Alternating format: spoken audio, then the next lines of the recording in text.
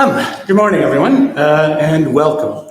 Thank you for joining us today as VIU's Arts and Humanities Colloquium series kicks off for spring 2023. For those of you who don't know, my name is Dr. Tim Lewis. I'm a professor of history here at VIU, and it's also been my pleasure to be serving as the MC for these events for a number of years. First off, please remember that whenever you are present on this campus, indeed whenever you are in the general Nanaimo area, you are making use of the traditional territory of the Nanaimo First Nation. As guests on this land, we must always be grateful for the opportunity that we have to live, learn, work, and play in this very special place. That, in turn, should inspire us to do our best to advance the process of reconciliation with Indigenous peoples. Today's presentation is also one of the events of VIU's annual Global Citizens Week. Each year around this time, VIU hosts a variety of campus activities, visiting speakers, and classroom dialogues that explore issues related to global development and social justice. This year's theme has been Solidarity in Action, exploring the many ways in which we can be actors and/or allies in struggles for social, environmental, and economic justice, both at home and abroad. And while today's examination of the music of Bach may not seem to directly speak to those issues, his works are loved and appreciated around the globe, so there still is very much an international component at play here. Thus, we hope that you find today's colloquium engaging and informative, and that your experience will encourage you to dig deeper, to think about your place in the world, and to grow as an active citizen. As always, the members of the Arts and Humanities Colloquium Planning Committee, headed by VIU English professor Dr. Theo Finnegan, wish to extend our sincere thanks to Dr. Marnie Stanley, the Dean of Arts and Humanities, for her ongoing support of the work of the colloquium. This series could not continue without the moral support and funding that her office supplies. And now at this point, it's become a bit of a tradition for me to offer a little musical salute to Marnie as extra thanks for all she does for the colloquium. And so over the years, I've written my own lyrics, tributes to Dean Stanley based on various pop songs and other tunes. But now, here I am this morning, confronted with the music of Bach, who some have described his work as the music of heaven. And I thought, me and Bach, yeah, that's a bridge too far. I don't know whether I can get into that area. So rather than me doing anything Bach-related, I thought, okay, let's do something better and just play a brief sample of his work.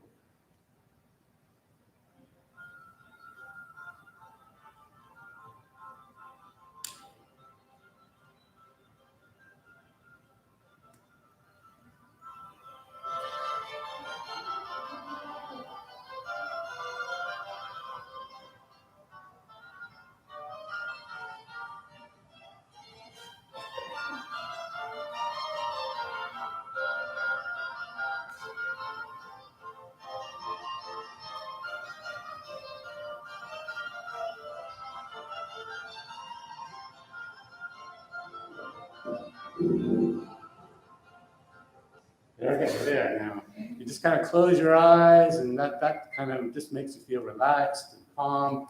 You can imagine at least that everything is good in the world. And that is exactly how the members of the Arts and Humanities Colloquium Planning Committee have felt over the years, knowing that Dean Stanley has our backs. Like, we can relax. We don't have anything to worry about. So, much like the music of Bach, it's good to have Marnie on your side.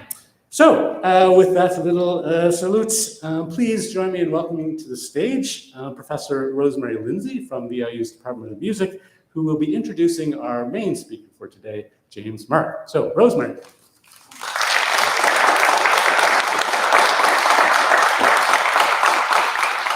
So I don't know if you could hear the Bach that was played on the computer, but I have to tell you that it is not music that you are unfamiliar with, because I'm sure all of you know, many's the time I've been mistaken, and many times confused. Now, Paul Simon didn't own up to it, but you know who wrote that melody? J.S. Bach. And if you are of a certain age and you knew the band Jethro Tull,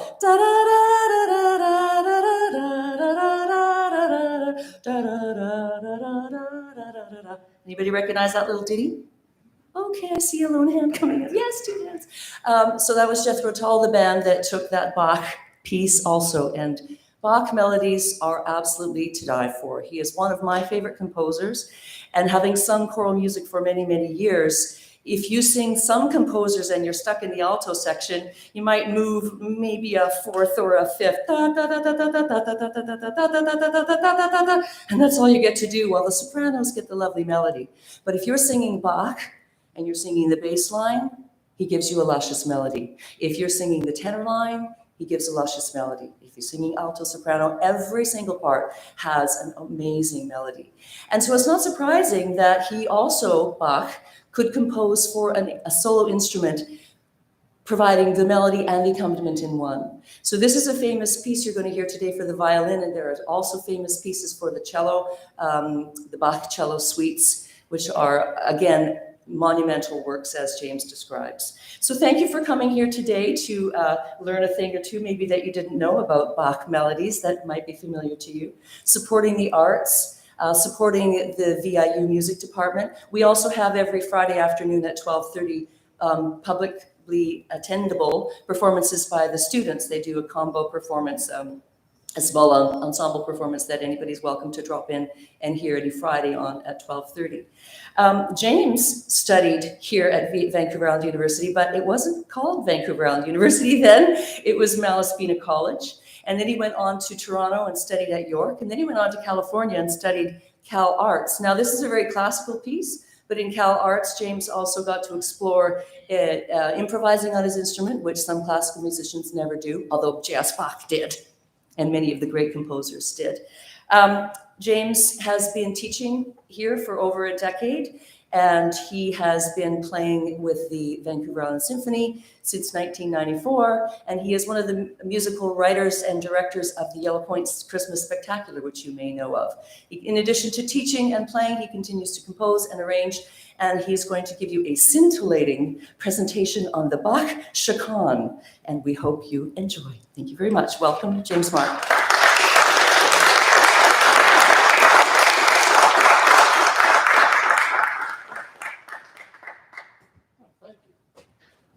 That's my, yeah, okay. Thank you for the lovely introductions from everybody, from Rosemary and Tim. I was sort of backstage listening and talking about how Bach helps you relax, and listening to this music is so divine. And I'm not relaxed in any way. I'm terrified, as I always am when I play Bach. In university, my friends and I used to reword the name to Biatch because he was so difficult to play. And my professors would always warn me about playing unaccompanied Bach as the opening to your recital because you're not warm and you're not really ready to play. So, or at least not warmed up. So here I am, sort of breaking all those rules and conventions, and we'll walk through the Bach Chaconne today, and I'll sort of show you a few of the intricacies. I also want to talk a lot about my journey with that piece. And then I want to talk a little bit about just the violin itself and the difficulties that we sort of come across with that piece. So that's sort of the overview. I'm going to put my violin down and we'll get started. Now, as my students know, I can see I'm on the wrong page here. Things have changed already. But this is where we're supposed to start, was on Bach Chaconne for solo violin. I've nicknamed it the screech plank, or someone nicknamed it a screech plank. I seem to think that's fitting for the first 3 or 4 years of learning the instrument. But again, we'll talk about why that is in a minute. But as my students know, I tend to go off on tangents and get excited about certain things. So I'm going to start with my thank yous first and get that out of the way, because I'm sure I'll run out of time and be in a rush as we progress to the end. So I want to thank Marnie Stanley.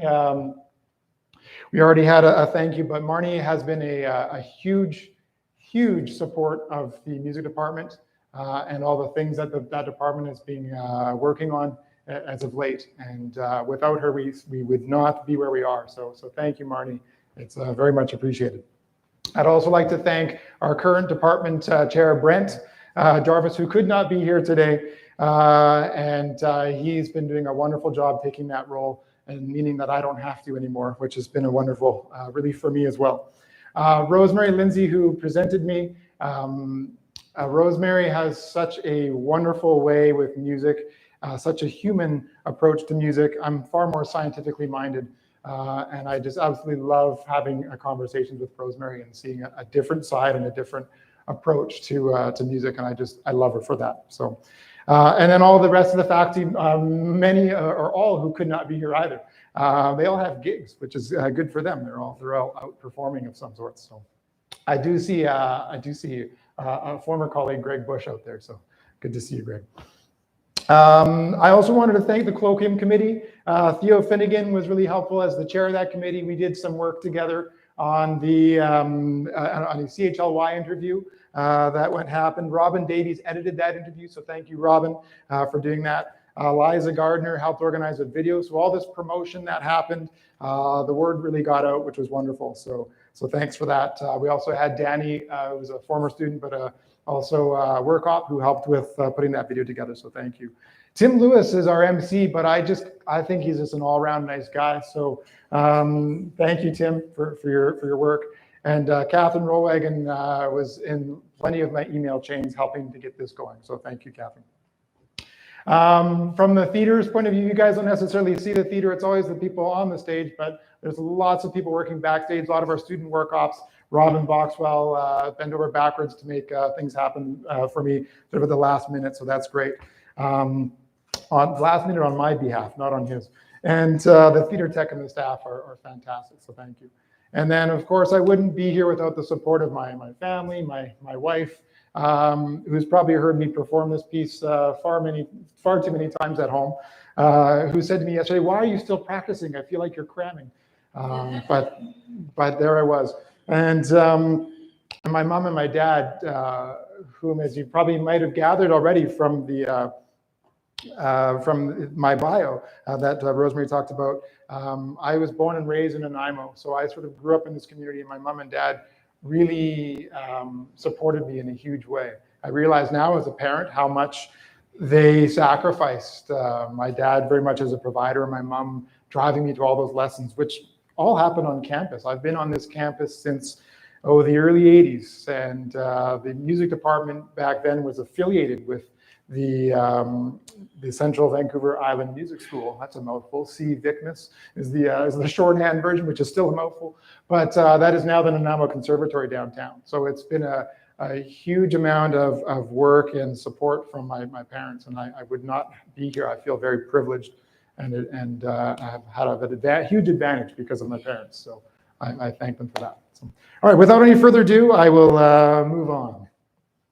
I feel like I owe a public apology. This is apparently the first slide you saw.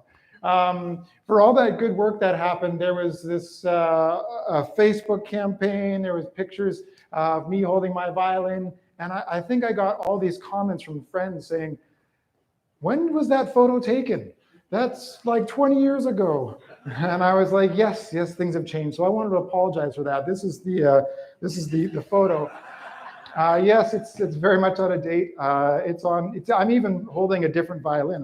This is my violin, and I'm holding a different violin, which is my old violin, and it's just out of date. But I was looking through my photo library, and this was the alternative, which is also out of date, and because I still have some hair there.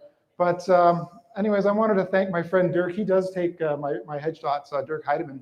I've known him since I was a teenager, and we sort of grew up together. And this is a shot from the Vancouver Island Symphony, and he's the official photographer for that. So I'm sitting in the middle of the orchestra. And anytime I see him pointing a camera at me, I do my best to spoil his shots. So that's where that comes from. So anyhow, we will move on. So originally, I wanted to do a presentation and talk a little bit about the violin. I wasn't originally wanting to perform or discuss the Chaconne as much as I have a huge respect for that piece. I've had a very long journey with that piece. I didn't really want to talk about it. What I wanted to talk about was some of the sort of difficulties and talk about some of the questions and some of the things that people would come to me and say, "Hey, about the violin, how does that work?" Or how does this work? And I was going to put together a presentation all about that, about the difficulties of the violin. But I didn't really know how to do that. So I thought maybe I would bring one of the more difficult, or at least monumental pieces of the violin repertoire and bring that forward and use that as an example. So really, I thought of this colloquium as a way to launch into some of the questions that I get asked a lot about the violin, and I thought I would try to answer those as we move on. So the first question I get when people find out that I have perfect pitch is what it's like to have perfect pitch. I did a colloquium on that a few years back, so I feel like I can cross that one off the list and move on. But when people ask, for those of you that might ask, I just say it's great. It just saves a whole lot of conversation, and I don't have to explain much. And if someone asks me what pitch is that, this is usually what happens. They come up and they say, what note is that? And I just say F sharp every time. It's kind of my way of saying FU, but it's just F sharp, and then people don't know any better, and we can just move on. So that's kind of what it's like. The next question I get probably the most is, what's the difference between a violin and a fiddle? There is actually nothing the difference between them. They are the same instrument. There's no differences. There's difference between violins. They all have different shapes, different origins.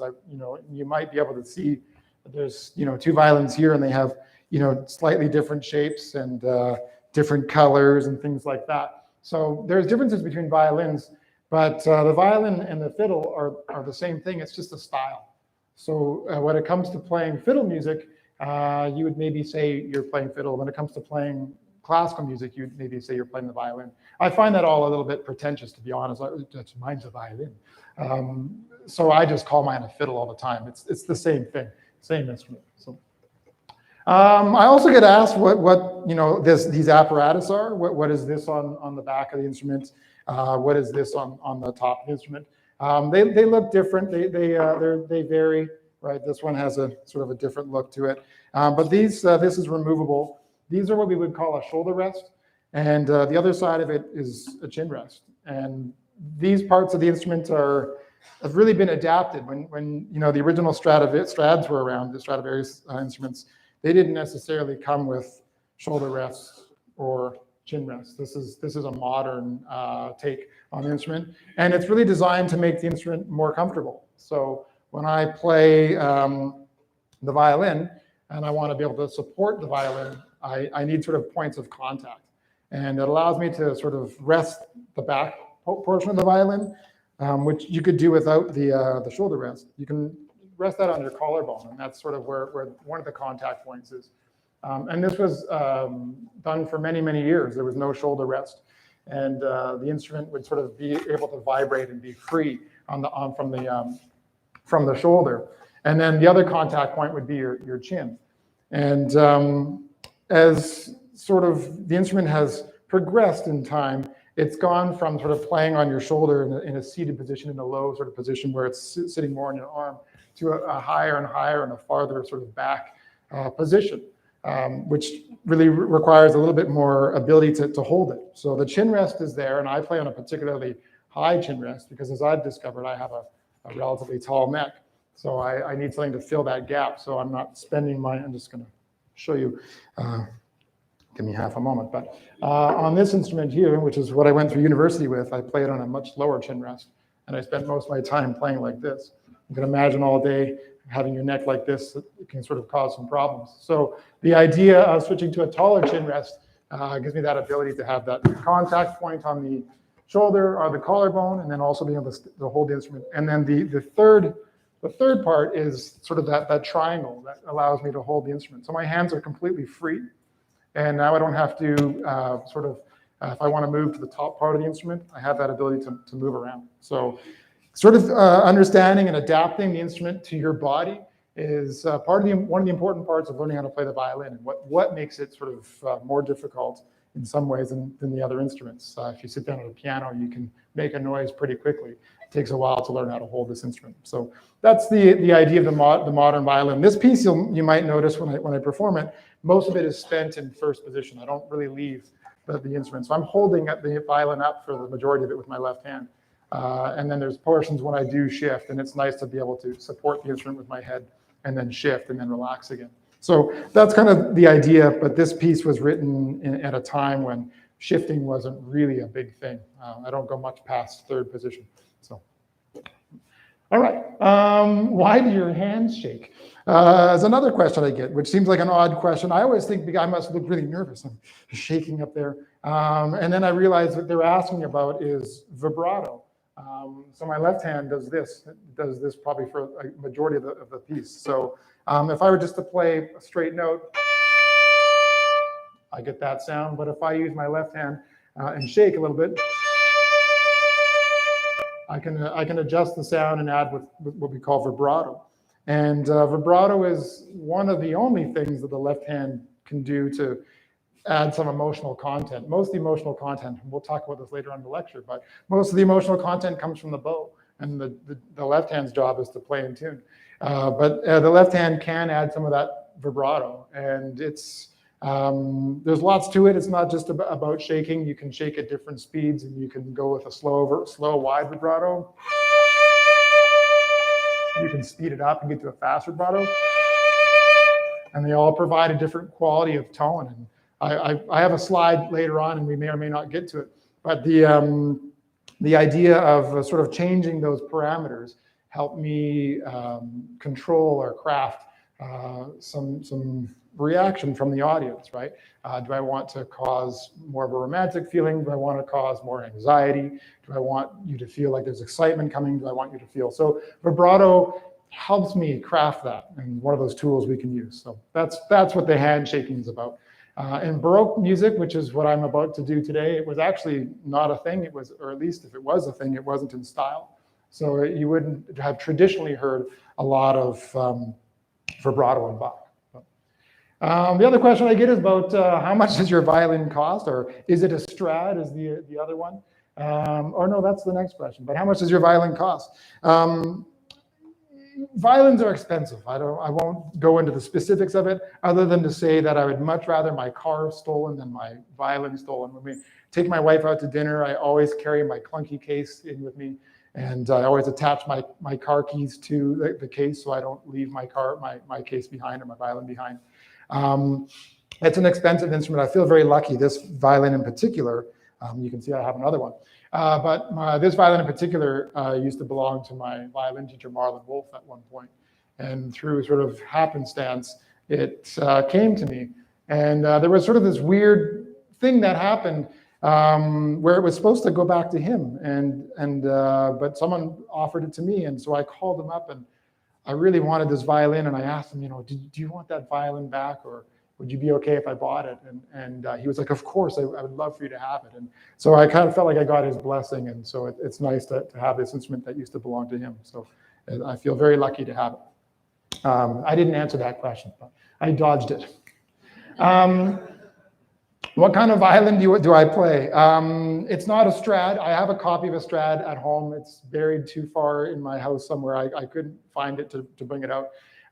It's just a cheap copy. My parents were really excited when they opened it up and it said Stradivarius inside, as so many violins will say that. There's lots of copies out there, some that are known copies and some that truly try to fake it.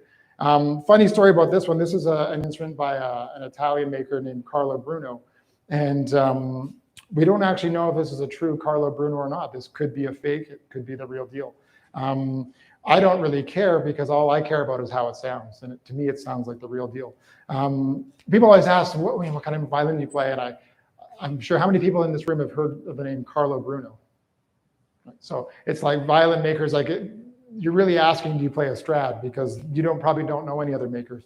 There's not many out there that people know. So I'm always I find that question a funny one, because it's just sort of like a random name. It's like, oh, you live in Canada? Hey, do you know? It's like when I'm in the US. Hey, do you know my friend? He lives in Canada. Do you know Johnny? And it's like, yeah, I know Johnny. So it's sort of like those random questions of people that sort of want to know if you're playing on a fancy instrument or a really nice instrument. And it may or may not be, but you probably wouldn't know anyways. Regardless of the instrument you're playing on, whether I'm playing on a really nice one or playing on a different one or playing on a cheap $200 violin, a good violinist will know how to pull a sound out of that anyways. Whereas maybe a not so good violinist might not be able to take advantage of some of the things that a nicer instrument can do. So Regardless of what instrument I'm playing, I'd like to think I can make it sound nice, or at least get the most out of it. So I feel like with a good violin, it teaches you how to play as opposed to you sort of forcing your will on it. You know, just listening to your instrument will tell you how to react, how to play. So, yes, not a Stradivarius. What is that mark on your neck? Yes, I have this funny mark on my neck. People sometimes notice. I just tell them it's a hickey, and I got some good action last night, and we move on. It just, again, simplifies the conversation instead of trying to explain, you know, what I've been doing the last 5 minutes about the whole thing. So, but it does come from playing the violin.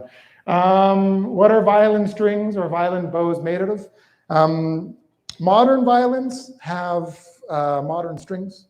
We use synthetic core, but we can also use gut core. So these instruments are all wound with aluminum or silver. Some precious metals like silver are used. They have a different tone. Aluminum's not my favorite.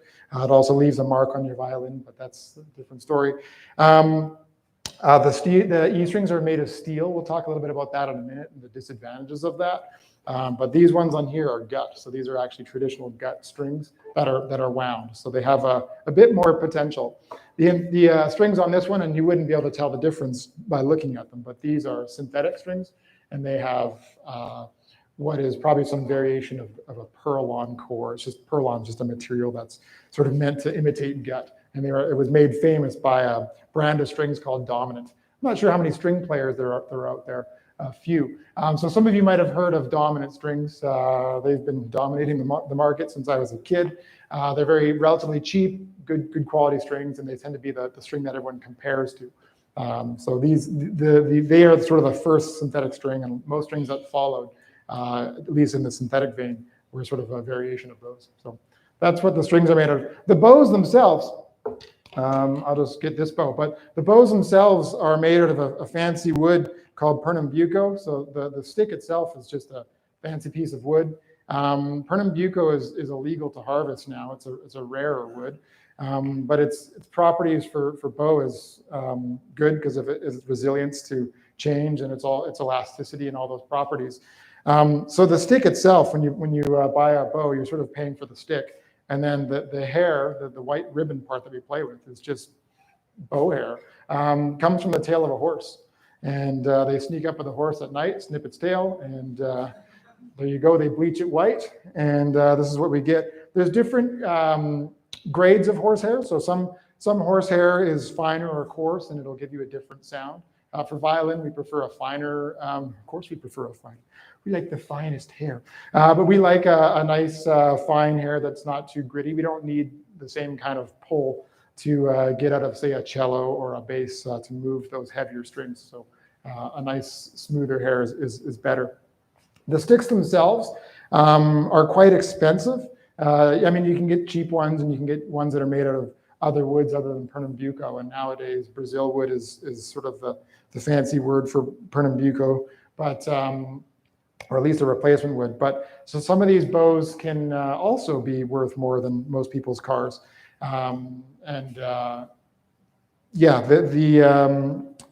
don't use them and then throw them out after 6 months. The hair gets replaced, you keep the stick, and then the stick gets new hair, and you breathe sort of new life in the bow when you put the hair on. So that's kind of the way the bows themselves work. And usually when you would start out, you'd buy a violin, and it comes with a bow. And then you would, play with that bow. And then at some point in your career, you kind of realize that the bow is what sets the strings in motion, and the violin itself is just a fancy amplifier. That's all this is just a wooden amplifier that's been around since about the 1600s in sort of this form, probably even earlier. But the instrument itself is just a fancy, fancy looking amplifier. And what really makes the sound is the strings. So strings matter, strings are expensive. And the bridge and sort of how it connects to it, but also what sets the strings in motion. So the bow is a huge part. And so when you get to a certain level, you start purchasing your violins and your bows separately. And you often buy bows that match violins. So the bow I play on now, this bow here, is actually matched to that violin. It's not the greatest match for this violin. It's not a bad match. It's not the greatest match. So, one day when I can afford a new bow, because they are, they're a good amount of money, I'll probably buy one that maybe suits this violin more. So we'll see. One day, perhaps. So there's definitely this game of getting the violin and the bow to work together. All right. How long do you have to play the violin to not sound like a dying goat? Some version of that. And the way I read that question is, I was joking earlier about the screech blank. The violin gets a bad reputation for being a squeaky, sounds like a dead cat, dead goat, whatever sound. And how do you get away from that, or how do you improve that? So the way I read that is, why is the violin so difficult? So I've looked at sort of some of the difficult things that happen and that our body has to do. So the violin, if you really break it down, or playing the violin, if you break it down, really falls into sort of two sides of it. I look at it as the bow arm, and then I look at it as my fingers. And the left hand really takes care of all the intonation, and the bow arm takes care of sort of all the rhythm and the phrasing. So as I mentioned here, phrasing, and what I mean by phrasing is sort of the musicality, right? So it's one thing to just make a sound. I played a note for you earlier. So it's one thing to just make a sound, but it's something else to change that sound and to change the way that, whether it's through crescendo or decrescendo or, several crescendos. If I'm going to start quiet and grow that sound, or do the opposite and get quiet again. All those things sort of have to do with phrasing. And those sit on top of what the bow arm has to do in the first place, which is just make tone. So I always caution my violin students when they go to an audition, what is it that the auditioners are looking for? And it's really the big three, which is, can you play in tune? Can you play in time? Do you have good rhythm? And what is your tone? What kind of tone do you have? And if you were to go and play in front of somebody that knows the violin, in about the first 3 or 4 notes, you have a pretty good idea whether or not they can get a tone out of the instrument, whether they can produce that. Other things will maybe become apparent later, but right away, there's that first few notes, you can tell just how someone plays a scale. It's always the scary moment when you're in university, so that you go to your first lesson with your new professor, who had a really scary reputation, and you didn't want to get kicked out of your first lesson, because this is what happens, of course, at universities, is you show up and they ask you to play a scale and it doesn't measure up, and they kick you out and say, come back next week when you've learned that scale properly. And you go and you learn that scale properly, and you come back and you say, okay, I'm ready, and you play the first 3 notes and they kick you out and say, come back next week. That is not what happens, but that is always the story of what has happened. And it usually you are asked to play a scale, and usually your teacher will be able to tell you pretty quickly, up the first 3 or 4 notes, whether you have good tone, whether you have good intonation, and depending on how bad your rhythm is, whether you've got good rhythm or not in just a few notes of a scale. So those things are really, really important. Why it's so hard for the violin, for the bow arm, we'll get to in a minute. But that's sort of what the bow arm's doing. I also think that the bow arm is the rhythm arm. It's the one that initiates the sound. So if I'm going to make rhythms, it's not my left hand doing that, right? That's a right hand issue. But if I want to change my notes, then my left hand has to join. So then this sort of initiates the rhythm change, and then this works in concert with the right hand, and they work together. I mean, it's probably pretty obvious, but you'd be surprised how many people try to force rhythm out of their left hand. I got the rhythm in my left hand, and they're trying to get the right hand to follow the left hand, and it's really the other way around. The left hand should sort of follow the initiation of tone from the right hand. And then through phrasing, the right hand is really involved in the majority of the emotional content. So all that passion or all those sounds that you're making on the instrument truly come from the right hand. So that's its job. And so the right hand's a hard one to master. The left one is also a hard one to master. It's the note hand. It takes care of all the melodies. So all the different notes you're hearing are coming from our left hand. But the intonation is probably the worst one. Intonation just refers to your ability to play in tune. Can I play my instrument in tune? That's what makes this instrument so hard. I mean, tone and those things aside, playing this thing in tune is what you spend your lifetime trying to achieve. And I'm still trying to learn how to play this thing in tune. I promise you I'll play bad notes today. I assure you. I mentioned that it coordinates with the bow arm, and then emotional content. I mentioned a bit that it helps with the use of vibrato. So those are sort of what each hand does. I'm going to get into a few more specifics about what's going on here in terms of the right hand, but I want to start relating this a little bit back towards the chaconne, which is what we're here to talk about, not just the violin. But I want to refer a little bit back to what's going on in the chaconne and some of the difficulties or some of the different bowings and things that we're going to come across today. So I sort of put this in three columns, thinking I wanted to talk a little bit about period accurate. So what were the sort of bowing things that were going on, phrasing and rhythms, and things going on in the time the piece was written.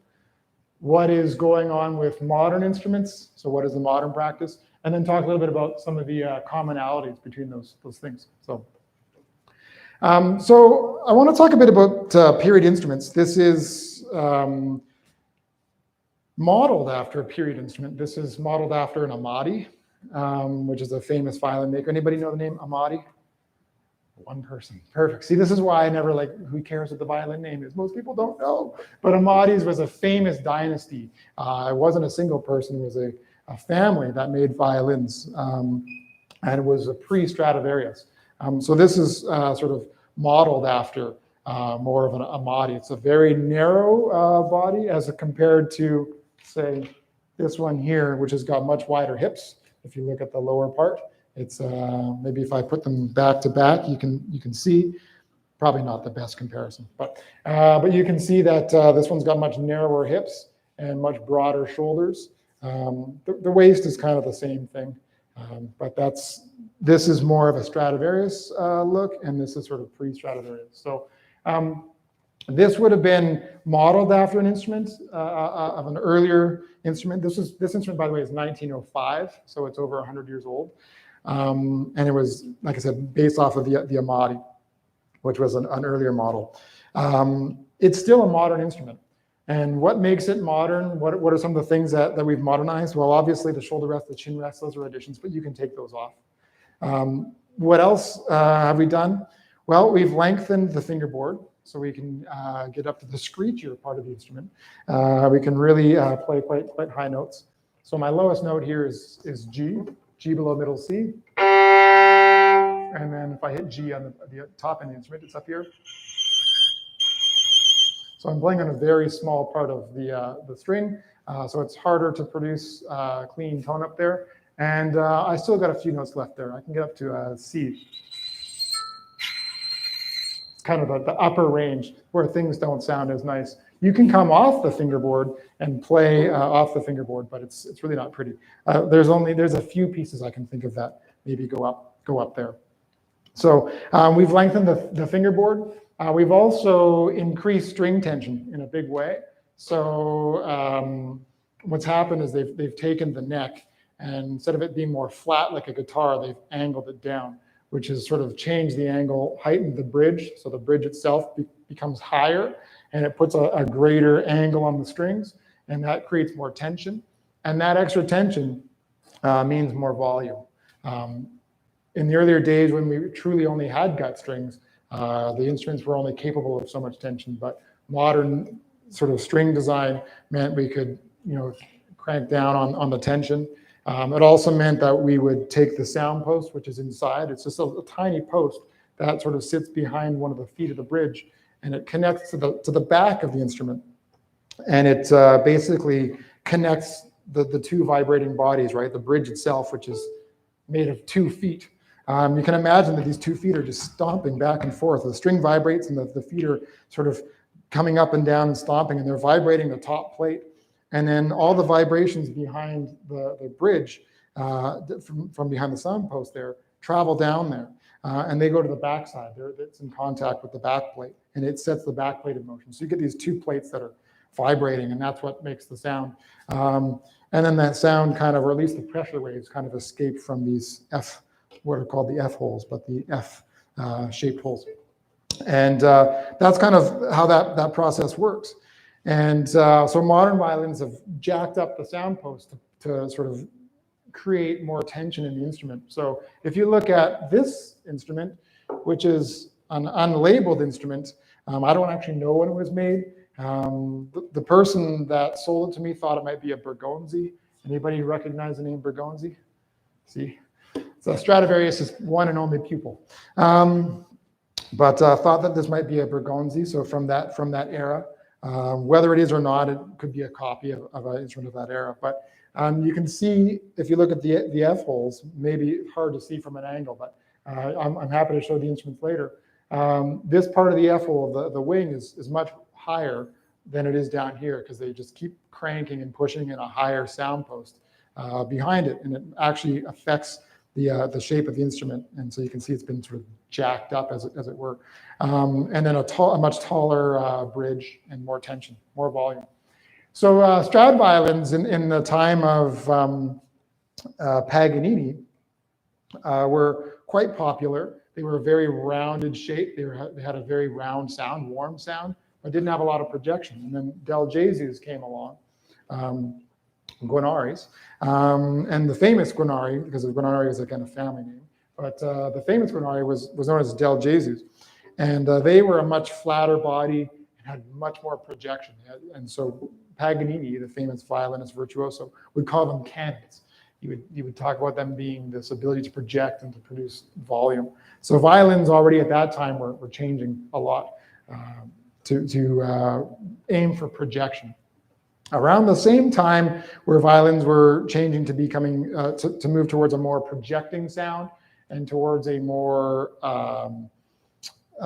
sort of, I can compete against an orchestra sound, which is kind of the idea, this idea of a solo concerto where you stand in front of an orchestra and you can outplay them in volume, having an instrument that can do that. Around the same time, there was lots of changes in bows.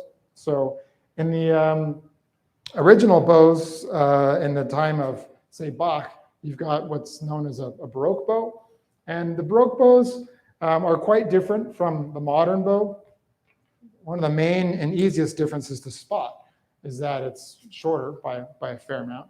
Most full-size bows are sort of standardized in length, although you can get slightly longer bows if you're quite long-limbed.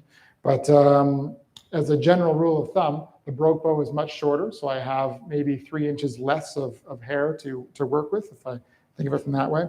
You might be able to see as well that I also have less hair in terms of the thickness of the ribbon, right? This one has a much wider swath of hair. Cruelty to animals, we stole more hair. And this one here, less hair. So less ability to really draw sound out. And we'll talk about the advantages and disadvantages of that. The main difference, if you look at them side by side, is that this one is more of a straight look to it. There's a little bit of a camber at the tip, but it's more or less straight. And if I were to crank down on the bow tension, I would probably even put a curve on it, almost like a real bow and arrow, where it sort of gets its name from, the bow. And then here, with a modern bow, we actually have a concave shape. So it's a very different shape. And they essentially create 2 very different sounds, or at least 2 different abilities. So I'll talk about those now when I talk about Baroque bowing.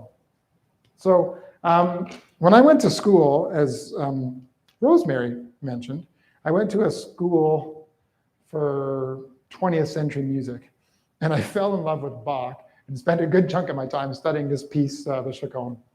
And then, as chance would have it, we had a Baroque specialist who came in on period instruments with period bows and spent a semester with us, and we got to learn and play on period bows. So we got to learn a lot. It was really eye-opening to me and a wonderful experience. So the interesting thing about Baroque bowing and the way these bows work is that Baroque bows have no power at the tip. I have no ability to pull a note and sustain through. So if I try to play here and play that same sustained note I played earlier, it's harder to keep the same amount of volume as I have at the bottom, close to my hand, as I do at the tip. So generally the bow is always on a decrescendo when it's going in this direction. I can try to work hard and try to make that work the same, but I'm working hard for that. I have to really engage muscles and use tension, right? Use bad tension, which is engaging my thumb and my index finger to try to basically use that as a fulcrum to push the tip into the string, which is a good way to injure yourself with long-term playing at least. So the idea of the Baroque bow, or the limitations of the Baroque bow, or that it has a powerful downstroke when you're close to the hand, so you can get a good strong downstring.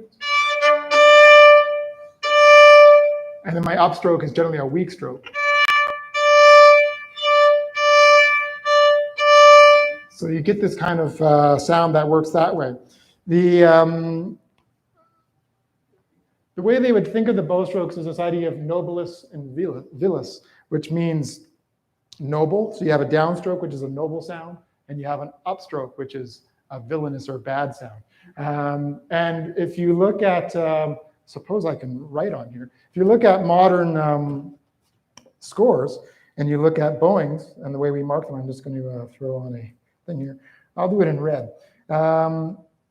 This symbol in bowing means a down bow, and then this symbol on our sheet music means up bow.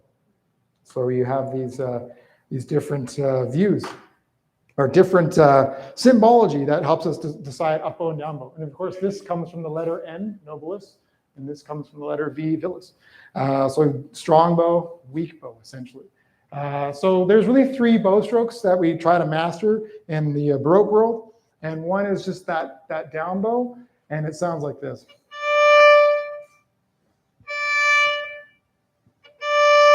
Now, the goal of this down bow stroke is to try to open up the instrument as much as I can. I want to get that string vibrating as wide as possible. I want to provide as much energy to that string so it'll ring longer. The instrument itself may or may not have the kind of resonance it needs. So I need to impart that with the bow. So I'm using a lot of bow speed to try to make the string fat. I'll try to lean over so you can see it.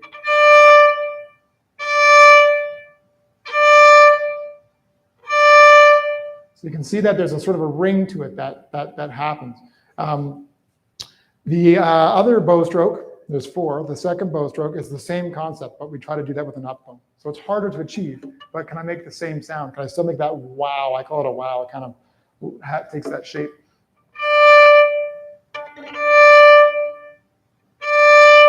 Can I get that open sound with an up bow?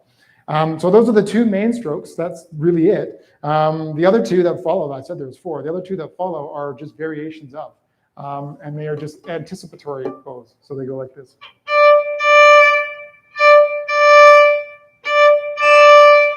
And then the opposite, the fourth one is just the opposite bow direction.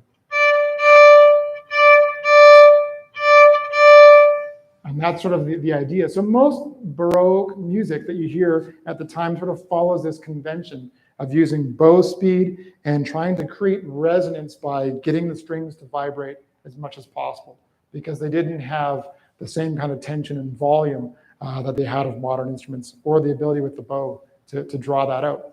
So if you're listening to Baroque music, it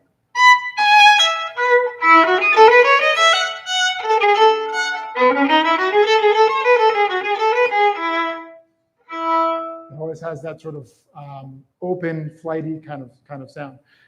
Whereas the modern bow doesn't have that limitation. I can fairly easily, although I do have to change the weight as I travel from the heavier part of the bow, the frog or the heel, towards the tip, I do have to add more weight.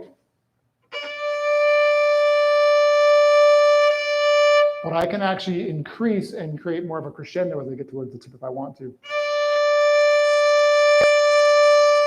So I can basically sustain a note and keep that going. So I don't necessarily need to create a fast moving bow like that to get the instrument to ring. I can just artificially keep it ringing by sustaining. So if I were to play that same passage,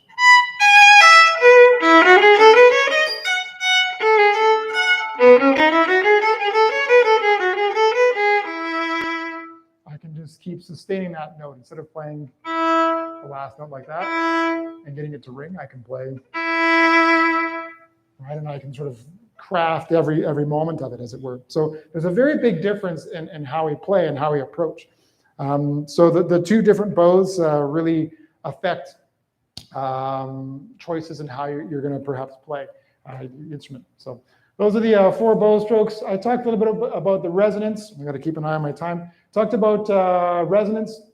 I haven't talked about ringtones, but ringtones are this idea that some notes on the instrument ring while others don't. And they ring because of sympathetic vibration. So when I've been playing this note all day, this note D, and this is one of our ringtones on the instrument. It rings nicely because right next to it, I have the open string D. And one of the notes that exists within D is the octave above it. That's my D string. Inside the D string, when it vibrates at half speed, it basically has, or along half the length, it has the note D in it. So when I play this note D here, the note D next to it gets excited and it joins in and it sings. If I'm playing out of tune, it's dead. You hear that? In tune, happy. I'm not that flat. Well, I kind of am, but I'm not in tune and it doesn't ring. So these are what we call ringtones, and they really help the violin come alive. So if you're playing in tune, the other violins will help. The other strings will come and help and support, and that's the idea of ringtones.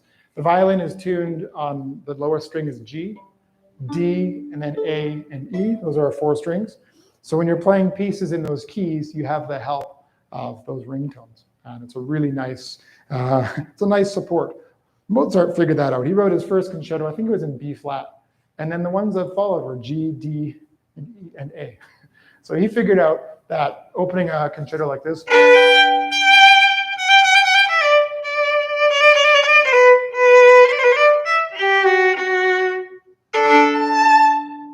what a beautiful sound that can make, right? Just an effortless ring because it's taking advantage of all those ringtones. So as players, we try to do the same. We try to take advantage of the parts of our instruments that are resonant.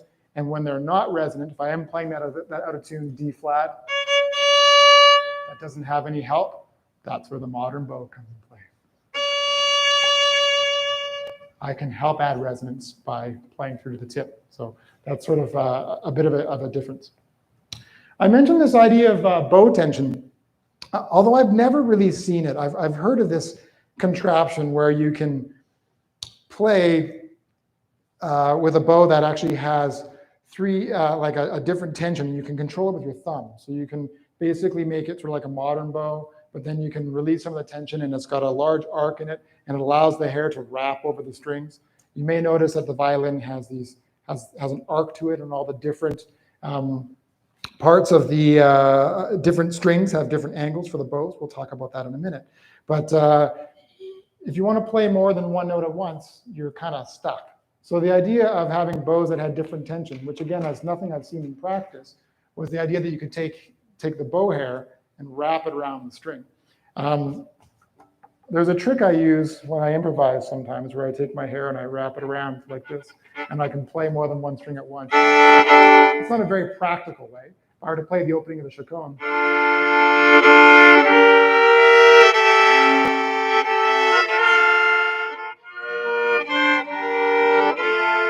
now I've got single notes to play. How do I play single notes?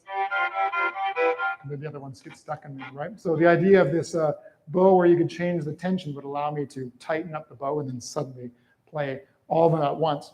So, I'm not super familiar with those styles of bows. I've heard they exist. I don't think they're all that practical. We'll look at ways to get around playing chords on the modern instrument. So, okay, modern practice. I've sort of given comparisons. So I sort of said nobilis, there's nobilis, there's really no bad up bows. I know chords for pieces that start on up bows.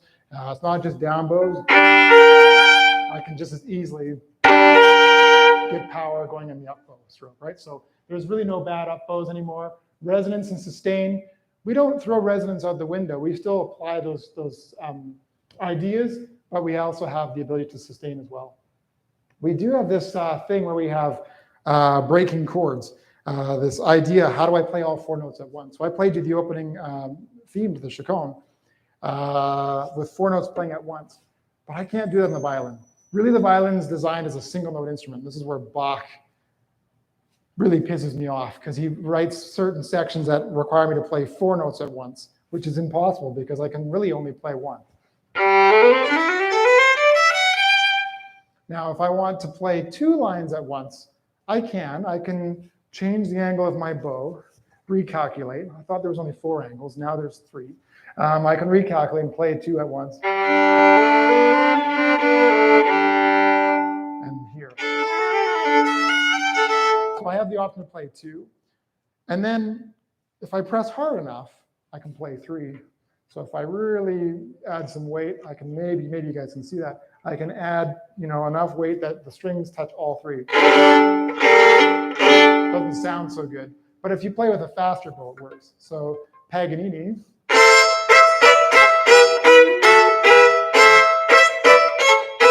That kind of sound is using 3 notes at once. That's just a lot of bow speed and a lot of weight at once. So 3 notes is possible. 4, with a lot of weight,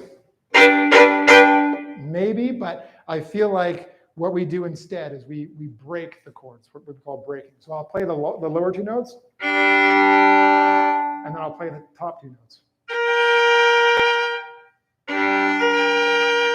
And depending on the speed of the song, you get that sound. So the opening of the Chaconne.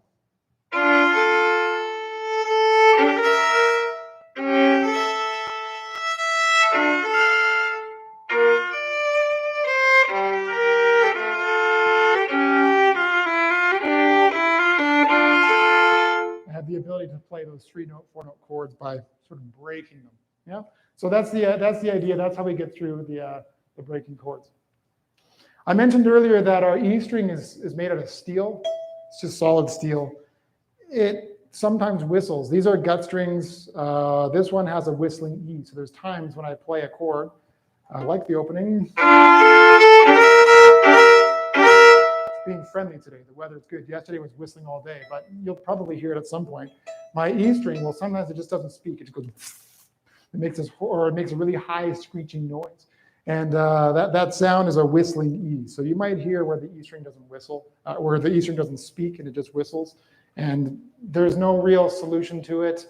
It tends to happen with some strings more than others, but it's not like, oh, this brand. It's like that string with this violin doesn't work, or that, so you have to sort of find ones that work or don't work with your instrument. So whistling E's happen. I'll probably play one today. I can't pull one out and demonstrate it for you. I wish I knew the cause of it, but anyways, it is a thing. So I want to talk a bit about commonalities, bow management. So again, these are things that make the violin difficult to do. I think of the violin when I am teaching it, about what the bow has to do, is I think of it as an XYZ axis. So how do I get a good sound? How do I avoid that scratchy, horrible, crunchy tone, that dead goat sound? If you sort of get the X, Y, and Z axis out of whack, it's sort of this triangle. If you get it out of whack, then you get sounds like this. Or sounds like this. Right? So you get these sorts of problems. Or you get problems like this. So it's not hard to create these issues because there's 3 really big reasons why they're happening. The first axis I think of is our bow speed axis. So I'm thinking of this direction. My main job on what I call the x-axis is just to get my bow speed under control and to make sure I'm drawing a straight bow. So if I'm not drawing a straight bow, if my bow is going like this, I'm going to get that scraping sound. If my bow is traveling along this axis perfectly straight, and I do nothing, things will sound better. You can hear that the sound is not a pure open sound. It's just not a bad sound per se. So I have to actually inject a little bit of weight. This is where the y-axis comes into play. So I've got this axis going, now I'm going to think of my vertical axis. And if I add a little bit of weight, then the note sounds a little bit better. If I add too much weight, I get that problem. And of course, the heel has more weight than the tip. So I have to start with less weight and then add weight as I go. So as the bow moves, you're always adjusting the amount of weight you're putting into the bow. I mean, that's one of the harder things about it. It's not just, oh, set and forget, press this button and it happens. You are always sort of connected and thinking about what am I going to do with that weight? What am I going to do with my bow speed? Right? Volume happens in two ways. With bow speed, I'm not using much weight, or it happens with lots of weight. Slower bow speed, but lots of volume, right? And then, of course, the opposite dynamic, which is piano, is less weight and less bow speed. So if I use little bow speed with no weight, you get a little sound. If I use lightweight, big bows, I get a bit of a different kind of sound, a more of a flautando sound, but I still get that light sound. So that's sort of the idea of the XY axis. And then the Z axis I think of as where I'm playing, right? My contact point. Am I playing close to the bridge? Am I playing on the bridge? Am I playing over the fingerboard, right? These are all, they all have terms. Sul tasto is fingerboard. Sul ponticello is on the bridge. And they all have different sounds. I think of it as being one sort of bow's width away from the instrument, and you get your open sound. That's your kind of concert hall, laser beam to the back kind of sound. If I'm playing over the fingerboard, I get that flautando sound again. So you can get a not much quieter sound. If I'm playing on the bridge, I get an icier sound. You hear that as an effect in movies. But if I'm playing really high up here, you can see I'm basically playing on the bridge because I have so little string length left that if I play close to my finger, I'll just be squashing the sound. So there's times when playing close to the bridge makes sense, or on the bridge. So those are sort of the X, Y, Z axis. And managing those three is what we spend a lifetime doing. I mean, it's left hand is intonation, and the right hand is managing those three things. That's kind of the idea that we try to aim for when we're playing our instrument. So that's what makes it so tough. I was going to say the tip versus middle versus frog mechanics. There is sort of a mechanics in how we actually hold the instrument issue. I mentioned that the frog is heavier, sound is heavier, and if you want to get those chords, I was playing Paganini earlier. You heard a whistling E in there. Those chords that I'm playing in there are all happening at the heel, right? I'm trying to pull it off here. Hard to do, right? That's too far from the fulcrum or from the lever, right? To really pull that off effectively. So I get lots of power here. I get sort of in the middle of the bow, I get sort of speed and ease, and at the tip, I get connectedness. This is where things sort of connect together. So you'll see in this piece how I move to different parts of the bow to achieve different musical effects. And I have to keep moving on or else I will never get to the piece. But the idea here is that when we're at the heel, the mechanics of it mean that I'm using my shoulder. I can't make the bow travel straight unless I'm involving my shoulder here. When I'm in the middle of the bow, I'm using my elbow. And when I'm at the tip of the bow, I can involve my elbow, but I can also involve my wrist and my fingers. So at the tip, like tremolo, for example, an effect we use, not in this piece, is almost all fingers, right? Very loose in the hand, which is why you see in orchestras, always at the tip of the bow is where the tremolo happens, because it can be the fastest, right? So these muscles are really fast twitch. This muscle is a little, this is, fingers and wrists are pretty fast, a little slower, much slower. So we get sort of bogged down in the mechanics of it. So, okay. I have talked way too much about all this stuff. I'm going to talk a little bit about I'm going to skip this page because I feel like it's a little bit redundant and just talk about the Chaconne before I run out of time. So with the Chaconne, I'm not a historian in any way. My first meeting with the Chaconne was in 2003-ish, 2002, 2003, when I was doing my master's. And I talked to my teacher about what it was, and I understood the basic concept, but he had a very sort of different take on it. He said, you know, James, it's from this larger piece, and it's a dance. If you look at the movements that preceded, they're dance movements. And so he had this idea that we should treat it like a dance piece and play it very dance-like. Most iterations that I've heard, and probably you've heard, are very almost like a funeral dirge kind of approach, very slow, very long, methodical. So I had this interesting idea. His or at least these different points of view that I had to sort of contend with. His contention was that it's an old Spanish dance tune of Latin American origin. He even said it was more of a provocative dance, which if I go and do more research and look at some other definitions, you'll see that there's actually supported by that. But there's actually this concept that it was sort of an illicit dance and that the piece should be played differently. So maybe an approach like this.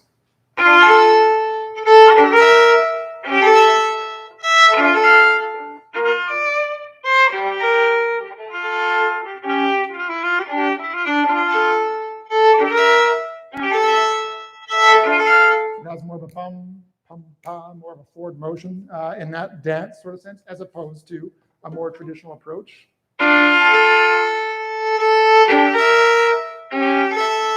Right, so there's sort of those different ways you can think of it. So I was sort of playing around with different ideas. Every time I played it in the dance style, people would look at me kind of funny. My teacher was a very interesting thinker. He didn't necessarily, which is probably why I liked him so much, and probably why I went to the school. But he didn't think of everything as sort of a dogmatic. It must be this way. I was done like this by Galami. It was done like this by Auer. Carl Flesch said do it this way. It was like, you know, he would just look at it and say, well, it's music, and he would sort of interpret it. So it sort of, to me, it brought a bit of freedom and a bit of free thinking to it, and I really appreciated that. And like I said, people would sort of look at me funny when I would play it that way, because they would think like I was out of my mind, or what, you know, where did that come from? What, you know, everybody plays it like this. Why are you playing it like that? So it sort of brought this change. Now, if you really look at it a little bit further, you can see that there's sort of two things here. One is that yes, it was a dance. It was a Baroque dance from Latin America, but then it was brought over to Europe, and it becomes more of a musical form. So instead of it being about the dance, it's about a form, about a repetition of the bass, and then, you know, you have this ground bass and this set of variations that follows, and that's kind of what this is. And there was I want to avoid the tangent here, but I've got Luli here, who is a Italian-born, who trains music in Germany, learns this sort of craft in Germany, and then goes in, works for Louis XIV in France, and sort of basically solidifies French dance music in his era. So, you know, not French trained, but basically creates what's come to known as sort of the French Baroque dances, which went on and became sort of used in a lot of Bach's writing. In fact, the music that we're talking about, the Chaconne, is one of the dance forms that Lully popularized in his work. So there is this idea that the musical form is actually, you know, separated at this point. It's sort of far removed enough that it's its own and different thing. So, okay. So the context of the Chaconne itself, of this piece of music, is that it sits inside this manuscript of several pieces. They are 6 violin sonatas and partitas, unaccompanied for solo violin, and it's set up in 3 different partitas and then 3 different sonatas. It starts with sonata 1, then it goes to partita number 2, sonata 2, sonata 2, partita number 2, sonata 3, and so it's these 6 these 6 works. And the sonatas are basically the sonata de chiesas, which are sort of a traditional church sonata at the time. Slow movement, fast movement, slow movement, fast movement. And then the partitas were a collection of these French dances, of the French sort of dance forms. And so he would write music to those. So one was sort of more on the sacred side, and the other was, the partitas were more on the secular side. He was working for a Calvinist at the time, although Bach was deeply religious himself. So he felt like he had a bit of room there to have some fun and step away from maybe all the church sonatas. So he wrote the partitas. So the Chaconne itself is the final movement of the second partita, and it's a group of 4 dances that follow it, or that precede it rather, and it's the final movement. And oddly enough, it's the longest movement. It's if you combine all first 4 together, you still don't get the length of the partita of the Chaconne. So the Chaconne was a deeply meaningful piece to him, clearly. It's thought that he wrote it after he came back from a trip and he found out his first wife had died. And that maybe it was, a way of him grieving or writing it, writing in grief. So we'll talk about that in a minute. I've got some scores and manuscripts here, although I need to get to the playing part sooner than later. But I've got some scores and manuscripts. I'm just going to pull up the original manuscript for you. This is what Bach's own handwriting looked like. I love that it's also fluid. And if you look at it, it kind of just invites you to play these beautifully long lines, right? The 16th notes are all curved themselves with the 32nd notes. So it sort of invites you to play these long lines. These are original in his writing. There are some other manuscripts out there, but these are essentially them. I'm just going to get back to my presentation here. So I'm going to be playing from a modern edition. The modern edition that I have is basically the same concept. It just has all the same notes. It's just been mechanically reproduced in such a way that it provides clarity, right? That's all it is. We're used to seeing these things. So yeah, I'm going to get to playing because I'm going to run out of time. And I have so much more to talk about, but that's okay. One thing I do want to mention before I perform is this idea of the golden mean. So I mentioned earlier that the piece itself, it's written in 3 parts. If I go back to here to the beginning, it starts out in a minor key. I've played you that theme several times. And then partway through the piece, it actually changes to a major theme. So here, if I get my pen out, you can see we've got a key change right here, where we get key change and we go to a major key, and then we play in a major key for a while, and then several pages later, we get to a minor key. And I thought of my friend Sasha, my colleague Sasha, who asked me if I was aware of the golden mean in music. And I thought, no, it's not something I'm really aware of. And she sort of talked to me about it. So as I was doing some analysis on this piece, I was wondering if Bach used the golden mean himself in the 3 parts, because the 3 parts are like long, medium, and short. And I sort of thought about that. And so I did some math, and I found out he did exactly that, the little bugger.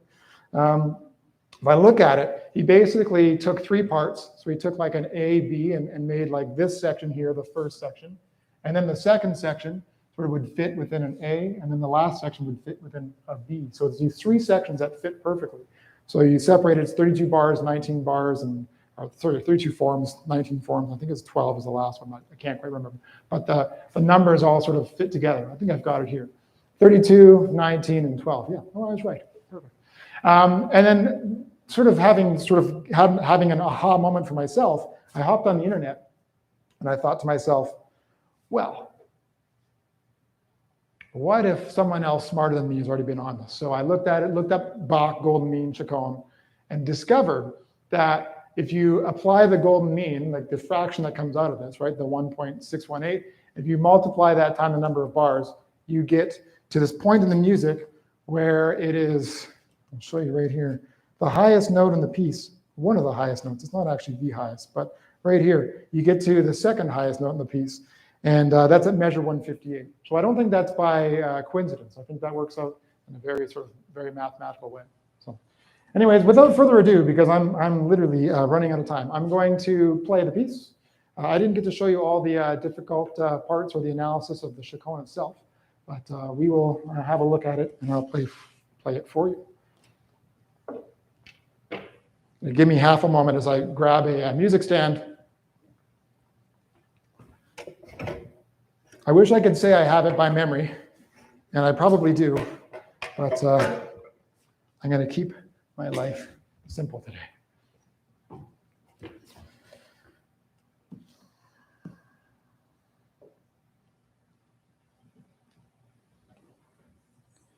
Okay. Come on. Still there, okay. And with any luck, when I press this button here, okay, good. Technology is working in my favor. Got to get the right violin and the right bow.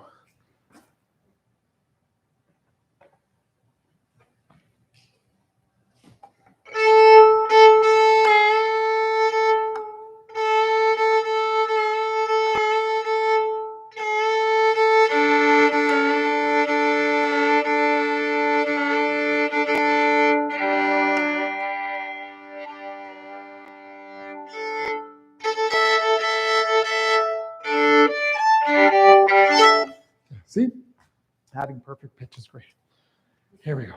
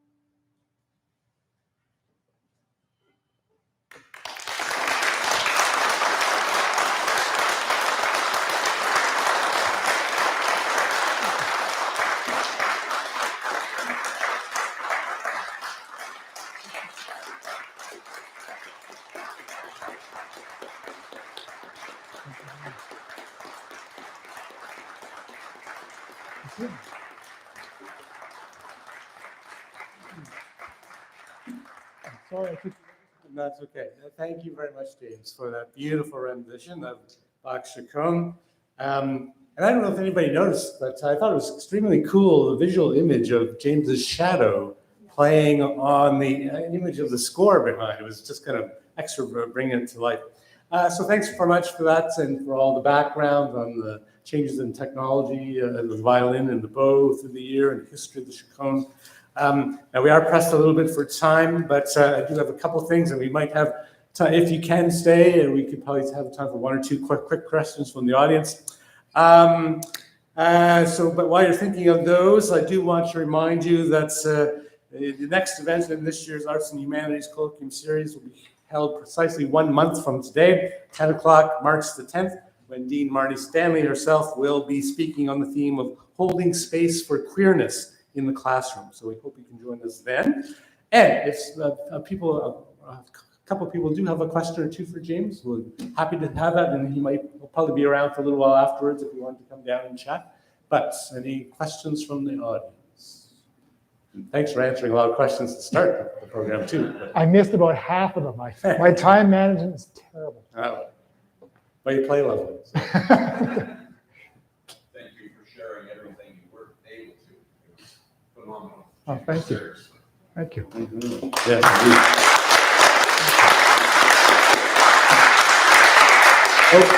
Yes. James, I have a question for you about when plucking the violin was originated. Was that a Baroque thing where sometimes in a violin song you'll see the person put the bow away really quickly and then pluck out some strings? Yeah, I don't have like I said, I'm not a historian. I don't have a date or a time period. There is pizzicato as early as this. You don't even have to put the bow down. You can play. So you can just use your bow here. Paganini, although I don't know if he's the originator, certainly you could use left hand.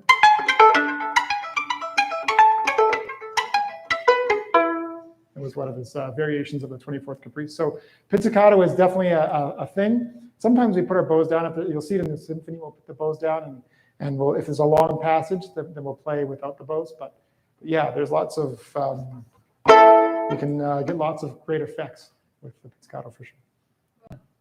I'm sorry, I don't know where it sits in the timeline. Yeah. Yes, go ahead. I was just wondering how you remain fit, because that using a lot of muscles, you must do some exercise. Yeah, 400 push-ups a day. No. One of my teachers at York always said, before you play a recital, make sure you can play it twice. So with this piece, I just play it back to back twice in a row to make sure it's both physically. I didn't really get enough time to really get into it, but it's both physically draining and mentally draining. And it's probably the mental side that's the hardest to keep focus. I kept on daydreaming in the middle. I was like, oh, there's just things that pop in your mind while you're playing that are not the music. And so it's trying to stay in that zone. But from a fitness level, yes, it's taxing, but it's not like muscles. Like if you're playing with good technique, it's actually quite relaxing. Playing loud is actually easier than playing soft because you're relaxing into the instrument. So I find it more mentally taxing than I do physically taxing. But I do exercise for my mental health, if that makes any difference. So I do try to stay fit for just personal reasons. Yes, go ahead. How do you stop the daydream? Somebody help me. I wish I could. It's the hardest thing when you're playing and there's a moment happens, like something can just happen, or you just think you probably saw me smiling and having a few laughs. Like there's just moments that I've practiced that either didn't happen or happened differently or whatever, and then it makes you think about it, and then it's like, okay, put it away or else you're going to lose it. So it's just a bit of a game of learning how to stay focused. I've been in performances. I remember doing one where I was performing and there was someone like right there, except it was closer, we were on the even field, and they brought their baby in the big red jumpsuit, and we were playing Mozart, and our Mozart was going dum, dum, dum, dum, dum, and the baby was going at a different speed, and I was like I just couldn't concentrate. So for the first 2 pages, I was like literally trying to pull myself into the music, and I couldn't. Luckily today, after about the first, I don't know, 30 seconds, I was able to, you guys all disappear. You're not there. It's like I'm alone up here, and it all goes away, and there's no stage fright. I just play, and then something will pull me out, and then I have to try to find that way. And I don't know what that have a good answer. I think everyone finds their own way of doing that. Maybe on a deeper level, I don't care. If that makes, like I do music for me, and I don't care what you guys think. And I know that sounds really mean, but it's just a way of me separating myself from you. And it's like I could do a great job or a poor job, but if everyone on the audience thinks I did great and I think I did poor, then I feel like, oh man, like I'll beat myself up for that, or vice versa. If I think I did a great job and everybody's like, ah, boo-hoo, then that's okay. I'm happy. So I separate that. Yes, back there. Yeah. Thank you for your performance, first of all. My question is for someone who is just beginning music or wants to start getting into music, what advice would you have for them? Just as like a musician. Well, it depends on what you want to do. If you're asking me just about violin, it would be one set of advice. If it's just music, it's another. But if it's violin, I'd say practice, practice, practice. If it was something else, I would say just get involved in music. Just do it. Which is maybe same thing as practice, practice in a different way. But just get involved, find friends, get playing. That was the best part about university, was you were in this program with like-minded people, and you just did music all day long, nonstop. And those experiences were so much fun. It's not quite like that in my world these days. I don't perform all the time. I perform very rarely, actually. So other than with symphony and things like that. But the last time I've done a solo performance of this was 10 years ago. So on my 30th birthday, it was more than 10 years ago. So yeah, anyways, I digress again. Oh, no, that's okay. Yes, in the middle. I was wondering if you could talk a little bit about like the characterization of the voices, like is it the same three voices for you that you like imagine throughout the piece, or does it change and you from like names or? Yeah, it's really hard, and I didn't get I really overestimated my time, and I had a whole section where I was going to show you the different thought processes and the chords and the inner voices and all those sorts of things. But essentially, there's sometimes there's 3 or 4 voices going out once. So the perfect example is right in that opening section. The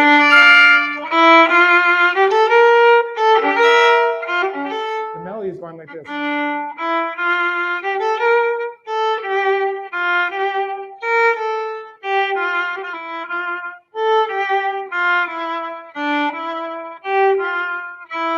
That's the melody. And in amongst all that is that stuff, that Bach, that Bach wrote in there that makes it so hard to bring that melody out. So I know what I'm trying to do, but physically attaining it.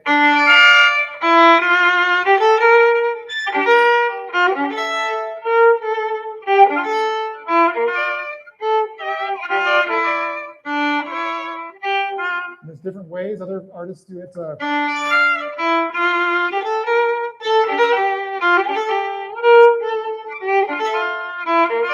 they kind of break the chord in a specific way to bring it out. I find rhythmically that having the chord broke twice in a row kind of throws the rhythm off more than usual. So those are just sort of decisions that I have to make, whether they're right or wrong. I make them, and yeah, there's lots. There's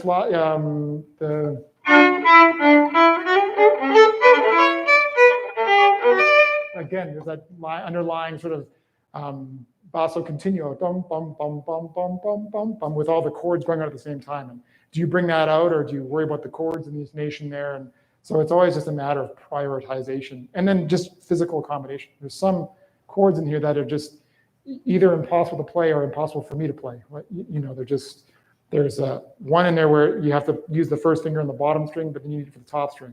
And you have to go and time the, and it doesn't always speak. So there's just little problems that sneak up on you. Yeah. Is there a particular section, I would say favorite, but I don't really mean for pleasantry. I mean, is there a section within the piece that I saw an eruption of a smile for a moment, whether that was a memory, I'm not sure, but that when you get it, through that duration that you're personally, you have a note of, okay, nailed that? Is there a? There's probably about 40 or 50 technical things in there that I'm like, I hope this goes the way I practiced it. And when I get through each one, I'm like, thank goodness. And sometimes I don't. And it's like, okay, well, that didn't happen. Don't get caught up in it, move on. So this piece, there's a lot of them. And I don't think I could relax until the last note. Because even the, that last phrase, it's on an up bow, where I'm trying to phrase and hold my bow and get all the string crossings and all that, where it's clean, and then land on my D minor chord without missing it. I smiled because I got it. So it's just, it's littered throughout. You can, it's still kind of up here, but you can see like all the fingerings and the markings, and these are all the reminders, little helping, that I use. And I can play this by memory, but it's nice to have those. And it just removes a little part of the anxiety from me, right? So, yeah. All righty. Oh, I have maybe one more. Thanks, Deb. And my question builds on the question about the various lines of the music. Do you have a kind of a literal narrative story that accompanies the piece that helps you? Not personally, but I kind of alluded to it in my sort of rush to try to talk you through a tiny bit of the Chaconne, which is the title of this whole thing. But it ended up being, you're not stupid, the violin is stupid, is apparently the topic of this one. But no, I don't personally have a narrative, but I do believe that, whether it's true or not, that this is a piece about grieving and grief. And that descending line that keeps repeating.